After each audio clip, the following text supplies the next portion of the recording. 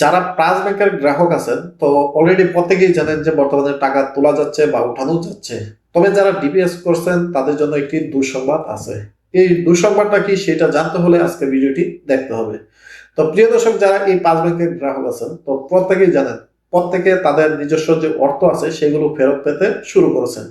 গত বৃহস্পতিবার থেকে আনুষ্ঠানিকভাবে অর্থ ফেরত দেওয়ার যে আনুষ্ঠানিকতা সেটা শুরু হয়েছে। তারপর কিন্তু ধাপে ধাপে পর্যায়ক্রমে কিছু কিছু অর্থ ফেরত দেওয়া হচ্ছে। সরকার যেটা নির্ধারণ করা হয়েছিল যে 2 লাখ পর্যন্ত অর্থ ফেরত দিবে, সেটা যদিও দিচ্ছে না, তারপরে কিন্তু প্রত্যেকেই 1 লাখ টাকা করে অর্থ ফেরত পাচ্ছেন।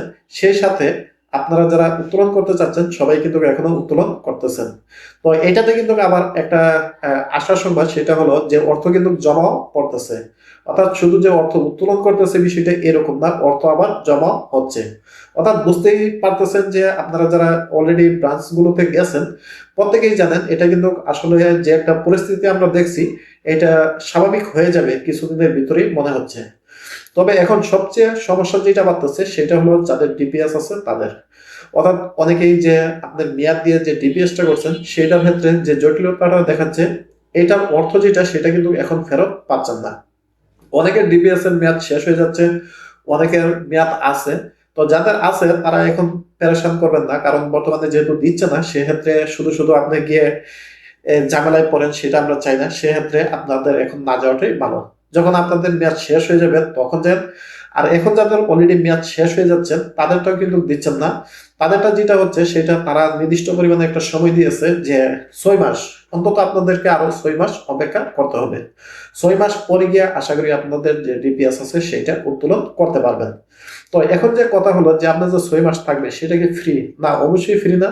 তাদের যে স্কিম আছে, অর্থাৎ আপনার যে মেয়াদ শেষ হয়ে গেলে সেইটা যখন আবার পরবর্তীতে সময় বেশি হবে তখন অটোমেটিকলি ভাবে আপনার অ্যাডজাস্ট হয়ে যাবে যে আপনার মেয়াদ বৃদ্ধি হয়ে যাবে। সেক্ষেত্রে আপনি যেটা প্রফিট পাবেন সেটা কিন্তু পুনরায় প্রফিটটাও বাড়বে। তো বর্তমানে যাদের কারেন্ট অ্যাকাউন্ট আছে এবং সেভিং আছে শুধুমাত্র তাদের অর্থগুলো ফেরত দিচ্ছে। তো বুঝতেই পারছেন যাদের ফিক্সড ডিপোজিট বা আপনার এফডিআর আছে তাদের ক্ষেত্রে কিন্তু এখন ফেরত দিচ্ছে না, কারণ এটার জটিলতাটা একদিনে কাটিয়ে ওঠা সম্ভব না। ধাপে ধাপে পর্যায়ক্রমে কাটাতে হবে। সেক্ষেত্রে তারা যে সিদ্ধান্তটা নিছে, এখন শুধুমাত্র যাদের কারেন্ট অ্যাকাউন্ট বা সেভিং আছে শুধুমাত্র তাদের বা চলতি হিসাব শুধুমাত্র এই ধরনের সিস্টেমগুলোতে দিয়ে আসছে। তো পুরোপুরি পাচ্ছেন না, আপনারা অল্প অল্প করে পাচ্ছেন। তো আশা করি এটা খুব দ্রুত সলভ হয়ে যাবে। আর যাদের ফিক্সড ডিপোজিট আছে তাদের ক্ষেত্রে কিন্তু আপনাদের এখানে সময় দেওয়া হচ্ছে 6 মাস। অর্থাৎ শাখাগুলোতে ব্রাঞ্চগুলোতে গেলে আমি কিন্তু গিয়েছিলাম, সেক্ষেত্রে আমি এই বিষয়টা নিয়ে কথা বলছি তাদের সাথে, সেক্ষেত্রে জানতে পারছি। তো তাদের ক্ষেত্রে কিন্তু আরো 6 মাস পর্যন্ত ওয়েট করতে হবে। তো এটা কিছুটা বাড়তেও পারে কিছুটা কমতেও পারে। পরবর্তীতে যে বাংলাদেশ ব্যাংক অথবা যে গভর্নর আছেন তিনি যে সিদ্ধান্ত নেবেন সে অনুসারে হয়তো ফিক্সড ডিপোজিটের টাকাও দেওয়া শুরু করবে। তো ওই পর্যন্ত আপনাদেরকে অবশ্যই ওয়েট করতে হবে।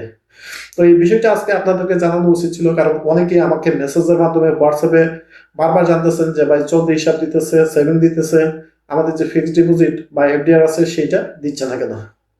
তো না দেওয়ার কারণ মূলত এইটাই, ভাবলাম যে সবার সাথে শেয়ার করি কেন দিচ্ছে না।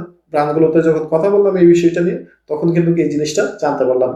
তো আপনাদেরকে আরো বেশ কিছুদিন অপেক্ষা করতেই হবে, ন্যূনতম 6 মাস অপেক্ষা করতে হবে। অথবা বাংলাদেশ ব্যাংকের গভর্নর যদি নতুন কোনো সিদ্ধান্ত আগিয়ে আনে সেক্ষেত্রেও কিন্তু আপনারা পেয়ে যেতে পারেন। তো এই বিষয়ে যদি আরো কোনো আপনার জানার থাকে কমেন্টে জানাতে পারেন, শেয়ার করতে পারেন মতামত আমাদের সাথে। তো পরবর্তীতে দেখা হবে আপনাদের সাথে। সবাই ভালো থাকেন, সুস্থ থাকেন। আল্লাহ হাফেজ।